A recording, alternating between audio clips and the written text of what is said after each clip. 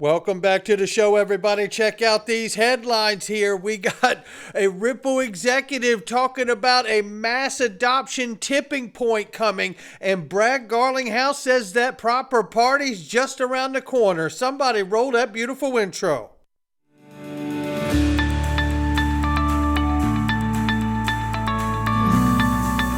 Digital Perspectives with Brad Kimes. Come on in.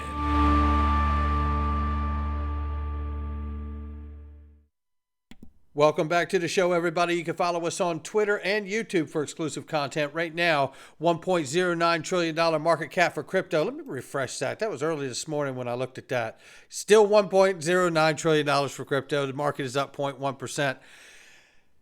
Bitcoin 25,900 plus, just under 26,000, 1642 and change for Ethereum, and Tether market cap is 82.8 billion plus. XRP number 5 spot, 51 cents.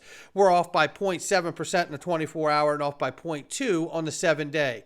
Let me tell you this though, and this is very exciting news right here. If you're an accredited investor, if you belong to Link2, and if you don't, you better sign up and click that link underneath this video, because Ripple right now, Link2 has secured a block of Ripple shares, and you can get them at a very discounted rate right now because of the suppression that's going on from the case and the SEC putting the shade over top of it. But I think we all understand Ripple is going to continue to keep on winning. And if you understand that too, then you're getting things at a discount, and there will not be an endless supply of it. It will shut the door on you when it's gone. No doubt about it. Don't mess around. And at last look, I didn't see a ton of it left. So make sure you click on the link and go get you some Ripple private equity very quickly.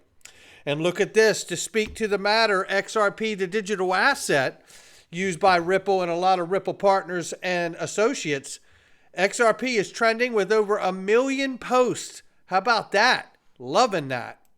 But now, not everything is roses. The SEC throwing shade in the crypto space once again. The SEC has filed and settled its first enforcement action today. And we go into this very quickly here, and it is Impact Theory, the NFT company, and this is the problem. I'm going to read this paragraph right here. It says, we understand why the commission was concerned about this NFT sale, even though we believe strongly that adults should be able to spend their money as they choose. We share our colleagues' worry about the type of hype that entices people to spend almost $30 million on NFTs, seemingly without having a clear idea about how they will use, enjoy, or profit from them. This legitimate concern, however, is not a sufficient basis to pull the matter into our jurisdiction. The handful of company and purchaser statements cited by the order are not the kinds of promises that form an investment contract. It says, we do not routinely bring enforcement actions against people that sell watches, paintings, or collectible, along with vague promises to build the brand and thus increase the resale of those tangible items. Now, it says here, even if the NFT sale here fits squarely within Howey, is the set of facts one that warrants an enforcement action? The typical cure for registration violation is a rescission offer, which company already made in the form of repurchase programs. It says the company offered to repurchase NFTs from its primary and secondary market purchasers in December 21 and August 22. And it says here it paid out a total of $7.7 million worth of Ethereum. And it says presumably other purchasers likewise have sold their NFTs back to the company. It goes on and on and on. Look, this is why I don't promote tokens. I've never promoted a token.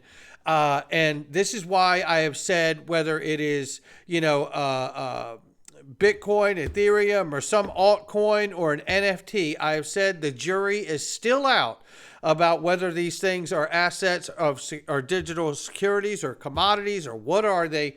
Look, I know what I believe, but you know what? That and $5, it's not going to get you a cup of coffee. The coffee, you know what I'm saying. So the point is here, is that, there is still a gray area here. And it should concern all of us. And you have to remember that we are speculators in these hills. And look, I have speculated about XRP, right? I have speculated about other assets as well. But XRP is the only digital asset that has clarity in the United States of America. Period. Full stop. That's what we're talking about. So be very careful. And if you're in an NFT project, you better understand what's going on, because I tell you, there is still a road to go in the United States for the crypto industry. And what a shame it is, because NFTs got a real use case out here, and it's not just for art and pictures. Top reasons why BlackRock BTC spot ETF approval is imminent. BlackRock has garnered attention for approving an impressive 99.8% of proposed ETFs. Boy, that is a hell of a win rate, which suggests potential inclination towards supporting Bitcoin-linked ETF efforts. Now, it lists the top reasons, and it says Bitcoin will reach 300,000 by 2025 should the ETF be approved here. And out of all the listings that it gives for, there's increasing demand, there's fewer Bitcoins available, improved infrastructure, they don't happen to mention the one thing they should mention, which is the halving that's coming up, I believe, next April. And if they time these ETFs to be approved right around the time of that halving, oh my gracious, oh my, they may just be right about that $300,000 mark, huh? Well, I'll tell you what, here's a guy who keeps his word right here. It's Brad Garlinghouse, the CEO of Ripple, announced plans for a proper victory party in New York City on September 29th. Yes, indeedy, I got my little invitation, I can tell you. Celebrating the recent Torres ruling that deemed the secondary sales of Ripple's cryptocurrency not to be securities. How about that? How about that? Well, I tell you what. This right here is the post from Brad Garlinghouse.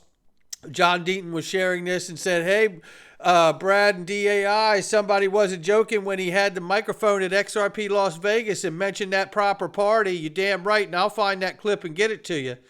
As promised, it's time for that proper victory party. The last few years have been quite the journey, and I look forward to sharing a celebratory toast on September 29th in New York City. I look forward to learning more details about that event. Oh my, oh my. We'll bring it to you when we get it.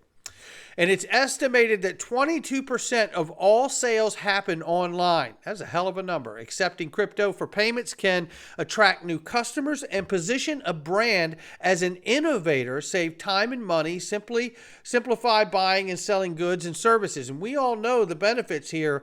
And look, we're about to see it. You're about to see a clip you're going to like a lot too. I want to remind you with that information that Ripple shares. Remember, Ripple holds payment licenses in 31 U.S. states.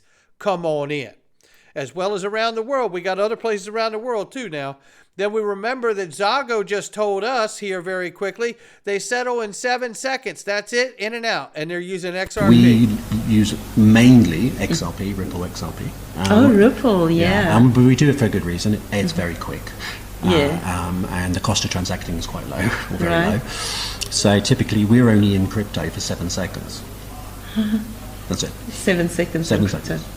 And there you have it. And I mean, listen, when you think of that, look, I said this the other day, and I'm going to say it again today. How long will it take the larger players out here to realize that there's no cost, damn near no cost to them to use XRP for that exposure in 7 seconds, and the transaction is done. And they're winning like gangbusters right there. And here is Emi Yoshikawa, I believe, sharing exactly what we're getting ready to run into. We are standing on the precipice of mass adoption. The tipping point is coming, ladies and gentlemen. Let's take a listen to this, and shout out to Emi Yoshikawa, who I had a chance to meet at Apex back in Las Vegas a year or two ago, the VP of Corporate Strategy and Operations, Consensus Blockchain Crypto Payments. Take a listen to this.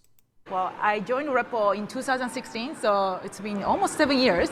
Not as quite long as Eric, but totally agree, it's quite a journey to date. So Ripple is a leading provider of enterprise blockchain software and solutions, including cross-border payments and crypto liquidity and CBDCs. Well, I want to answer the question by sharing some key insights and data points from the blockchain payments report we just co-published with US Faster Payments Council just last month. It's available on Ripple's website, so please check it out. But for that report, we surveyed about 300 payments professionals across 45 different countries, and to really understand the current adoption of blockchain payments and also the benefits and challenges as well. And what's really encouraging is 100% of the respondents agree that there are definitive benefits of using blockchain and crypto in payments. And 97% of respondents said they believe that blockchain and crypto will play a significant role in transforming payment in the next 3 years.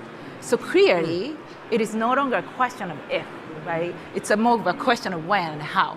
When I started working at Ripple 7 years ago, there was still a lot of like a skepticism and question of, does the payments industry really need blockchain or crypto? But we no longer hear that question. It's really more about like when and how. And in fact, a lot of the people here in this industry believe that next 2 or 3 years is going to be a tipping point for mass adoption. I have to tell you, that is extremely exciting to me to hear a Ripple executive sounding a lot like a YouTuber, right? I mean, that is really promising. Now, listen to this clip from a few years ago and think about how relevant it is today, understanding that mass adoption is going to come down to use case utility, exactly what Emi Yoshikawa was just saying. Listen to this older clip from Brad Garlinghouse now. And we can solve that problem at scale, a problem measured in the trillions of dollars, then there's a lot of opportunity to create value in XRP. From the get-go, Ripple has worked with regulators, and we have worked with regulated institutions like banks, where there isn't regulatory uncertainty. And so we have found that part of the reason why XRP has performed well is because people realize, hey, wait a minute. Back to your question, is XRP the next Bitcoin? Back to your question, is XRP the next Bitcoin? You know what I think? I think he's pointing to the fact there that, we are going to be bigger than Bitcoin, not in price, but in use case, in real utility. I think people will buy Bitcoin. I'm not trying to sound like a maxi here, but what I'm suggesting is there's a larger market for what XRP is designed to solve and help ease the friction thereof. And with that being said here, Egg Crypto technical analyst here shares with us XRP is en route to $27. This is a target we've heard from him, Crypto Bull 2020, Dark Defender, and so many other technical analysts out here in this space. And I tell you, he's doubling down and says, irrespective of general TA, analyst opinion, I stand by my target of $27, says Egg Crypto. The majority of credible XRP TA analysts concur on the anticipation of a significant upcoming surge. Here's what the chart looks like, and this is what they're all talking about here. And this is the window of time we got to go if it's going to happen and have any chance to repeat what we've seen here. I tell you, I couldn't be more excited with the fundamental news combining now with what we're seeing from the technical analysts and these charts. I am getting super, super excited about what's to come. That's going to do it for me. Not financial advice from me or anyone else. It's just my digital perspectives. I'll catch all of you on the next one.